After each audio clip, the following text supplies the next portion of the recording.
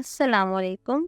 Welcome to JM Publishers and the book which we are doing, Maths of Playgroup. Dear student, today we will going to do smooth and rough concept.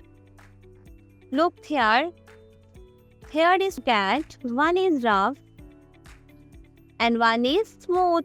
Students, remember, smooth things feel soft and plain. Rough things feel hard and bumpy. This picture shows feather and rock. आप जानते हैं the feather is smooth. Can you say smooth? Very good. Now look at rock. It feels rough. It feels rough. You can say rough. Yes.